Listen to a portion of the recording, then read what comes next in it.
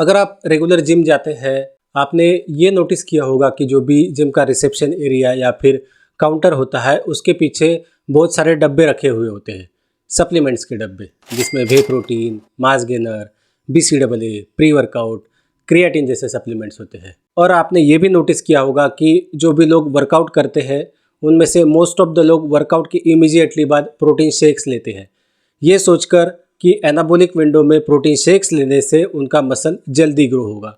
और आपको भी इंसिस्ट करते हैं, bro you should take whey protein shakes immediately after workout. Gym trainer से लेकर फिटनेस इन्फ्लुएंसर्स तक हर कोई प्रोटीन सप्लीमेंट्स को प्रमोट करता है, चाहे फिर वो वे प्रोटीन हो या फिर प्लांट प्रोटीन।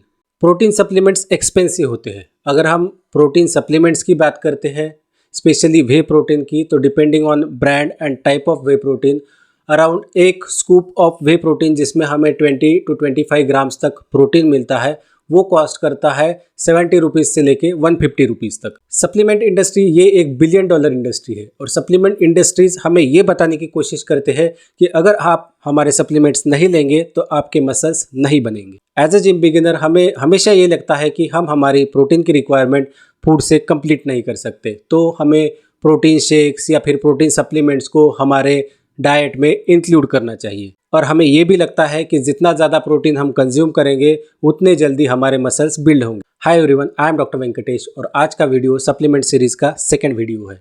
आज की वीडियो में हम जानेंगे क्या एज ए जिम गोअर हमें सच में प्रोटीन सप्लीमेंट्स की ज़रूरत है या फिर ये एक मार्केटिंग गिमिक है। साथ ही साथ हम जानेंगे हमें दिन भर में कितना प्रोटीन कंज्यूम करना चाहिए जिससे हमें फैट लॉस में या फिर मसल बिल्डिंग में मैक्सिमम रिजल्ट्स मिले। इस वीडियो के एंड तक आपको पता चल जाएगा कि आपको एक्सपेंसिव प्रोटीन सप्लीमेंट्स पे पैसे खर्च करने चाहिए या फिर नहीं। तो वीडियो के एंड तक बने रहिए और अगर आपको वीडियो पसंद आती है तो अपने जिम बिगिनर दोस्तों के साथ, अपने जिम बिगिनर रिलेटिव्स के साथ वीडियो को शेयर करिए। और अगर आप इस वीडियो से कुछ नया सीखते हैं तो चैनल को सब्सक्राइब करिए। तो चलिए शुरू करते हैं। पहले ये समझ लेते हैं कि प्रोटीन्स क्या होते हैं। प्रोटीन्स ये 3 मैक्रोन्यूट्रिएंट्स में से एक इम्पॉर्टेंट मैक्रोन्यूट्रिएंट है। मैक्रोन्यूट्रिएंट्स वो न्यूट्रिएंट्स होते हैं जो हमारी बॉडी को ज़्यादा क्वांटिटी में चाहिए होते हैं, तो प्रोटीन उनमें से एक है।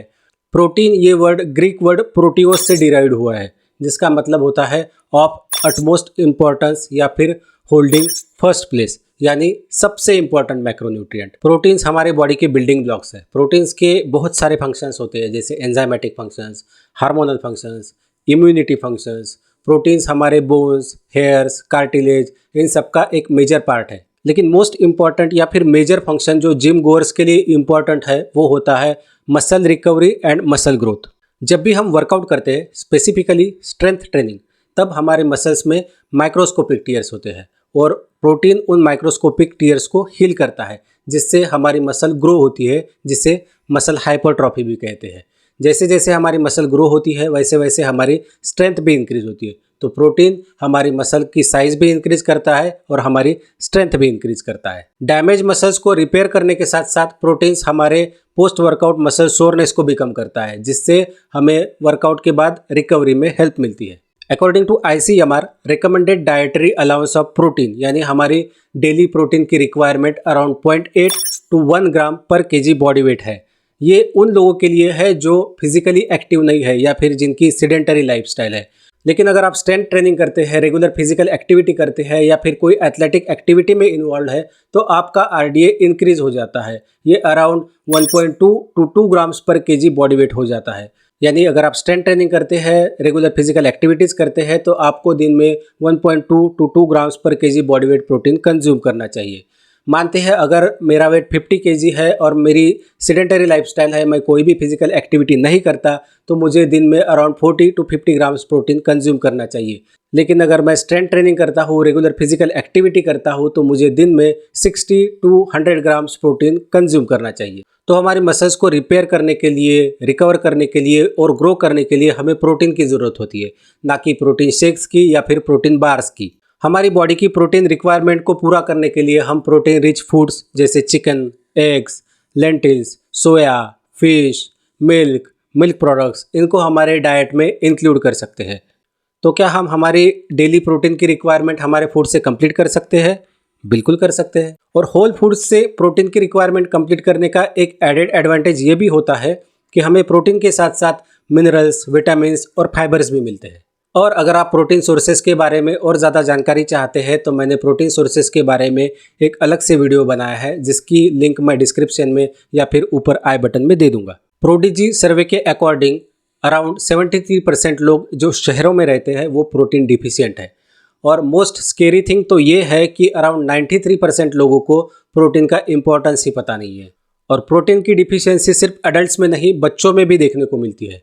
जैसे हम आयरन डिफिशियंसी को या फिर कैल्शियम डिफिशियंसी को सीरियसली लेते हैं, उस तरह हम प्रोटीन डिफिशियंसी को सीरियसली नहीं लेते।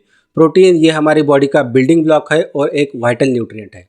तो अगर आप अपनी डेली प्रोटीन की रिक्वायरमेंट अपने फूड से कंप्लीट नहीं कर सकते तो ये न्यूट्रिशन गैप फिल करने के लिए आप प्रोटीन सप्लीमेंट्स को कंसिडर कर सकते हैं। या फिर अगर आपका बिजी शेड्यूल है, आपको कुकिंग के लिए टाइम नहीं मिलता है, तो उस केस में भी प्रोटीन सप्लीमेंट्स एक कन्वीनियंट ऑप्शंस बन जाते हैं।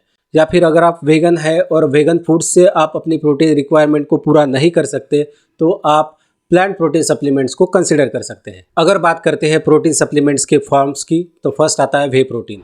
वे प्रोटीन ये मिल्क से डिराइव्ड होता है। इसमें सभी 9 इसेंशियल अमाइनो एसिड्स होते हैं, तो ये एक कंप्लीट सोर्स है प्रोटीन का। ये एक फास्ट डाइजेस्टिव प्रोटीन है। ये भी 3 फॉर्म में आता है, वे प्रोटीन कॉन्सेंट्रेट, वे प्रोटीन आइसोलेट और वे प्रोटीन हाइड्रोजाइलेट। सेकेंड आता है केसिन प्रोटीन। केसिन प्रोटीन भी मिल्क से डिराइव्ड है। ये भी एक कंप्लीट प्रोटीन है जिसमें सभी 9 इसेंशियल अमाइनो एसिड्स होते हैं और वे प्रोटीन के कंपैरिजन में ये स्लो डाइजेस्टिव प्रोटीन है। Third is plant based proteins. Plant based proteins vegan लोगों में ज़्यादा पॉपुलर है। Plant based proteins pea, rice, hemp या फिर सोया से डिराइव्ड किए जाते हैं। इसमें सिर्फ सोया प्रोटीन ये कंप्लीट प्रोटीन सप्लीमेंट है जिसमें सभी 9 इसेंशियल अमाइनो एसिड्स होते हैं, लेकिन हम इनका ब्लेंड करके, जैसे राइस प्रोटीन को पी प्रोटीन के साथ ब्लेंड करके हम इसे कंप्लीट प्रोटीन बना सकते हैं। तो जो लोग वीगन होते हैं या फिर वो लोग जिन्हें लैक्टोज इंटॉलरेंस है, उन लोगों के लिए अपनी प्रोटीन रिक्वायरमेंट को कंप्लीट करने के लिए प्लांट बेस्ड प्रोटीन्स एक अच्छा ऑप्शन है। Fourth, egg white protein. Egg white protein egg white से डिराइव्ड होता है। वो लोग जिन्हें लैक्टोज इंटॉलरेंस है उनके लिए एक अच्छा ऑप्शन है। Fifth, protein bars. Protein bars convenient होते हैं, इजी टू कैरी होते हैं। तो अगर आप ट्रैवलिंग करते हैं या फिर आपको कुकिंग करने के लिए ज़्यादा टाइम नहीं मिलता तो प्रोटीन बार्स आपकी प्रोटीन की रिक्वायरमेंट को पूरा करने के लिए एक कन्वीनियंट ऑप्शन है। बस हमें कैलोरीज का ध्यान रखना है क्योंकि प्रोटीन बार में वे प्रोटीन के या फिर बाकी प्रोटीन सप्लीमेंट्स के कंपैरिजन में ज़्यादा कैलोरीज होती है। अब बात करते हैं कुछ प्रोटीन मिथ्स के बारे में। तो फर्स्ट मिथ ये है कि प्रोटीन हमारे लीवर और किडनी को डैमेज करता है। नहीं, प्रोटीन हमारे लीवर और किडनी को डैमेज नहीं करता। अगर आपको प्री एग्जिस्टिंग किडनी डिसीज़ या फिर लीवर डिसीज़ है तो उस केस में प्रोटीन सप्लीमेंट्स या फिर एक्सेसिव प्रोटीन कंजम्पशन आपकी किडनी और लीवर पे नेगेटिव इफेक्ट कर सकता है। लेकिन अगर आपकी किडनी और लीवर हेल्दी है, आपको कोई प्री एग्जिस्टिंग डिसीज़ नहीं है, तो आप बेशक अपने रिक्वायरमेंट के हिसाब से प्रोटीन कंज्यूम कर सकते हैं। सेकेंड, मैं वर्कआउट नहीं करता तो क्या मैं प्रोटीन सप्लीमेंट्स ले सकता हूँ? बिल्कुल ले सकते हैं। ICMR की गाइडलाइंस के अकॉर्डिंग आपको आपकी RDA यानी रिकमेंडेड डाइटरी अलाउंस प्रोटीन का दिन में कंप्लीट करना है। ये अराउंड 0.8 to 1 ग्राम पर केजी बॉडी वेट होना चाहिए।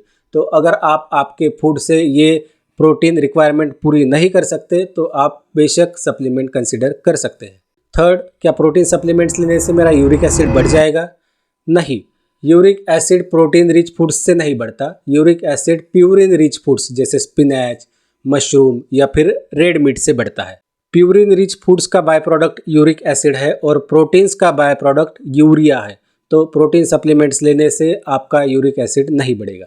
आई होप कि आपको ये वीडियो अच्छी लगी होगी। आने वाली वीडियोज़ में हम बाकी सप्लीमेंट्स को कवर करेंगे। अगर आप चाहते हैं कि किसी और सप्लीमेंट के बारे में मैं वीडियो बनाऊँ तो वैसे आप मुझे कमेंट सेक्शन में बता सकते हैं। और अगर आपको वीडियो अच्छी लगी तो वीडियो को लाइक करिए और अगर आप इस वीडियो से कुछ नया सीखते हैं तो चैनल को सब्सक्राइब करिए। मिलते हैं अगले वीडियो में।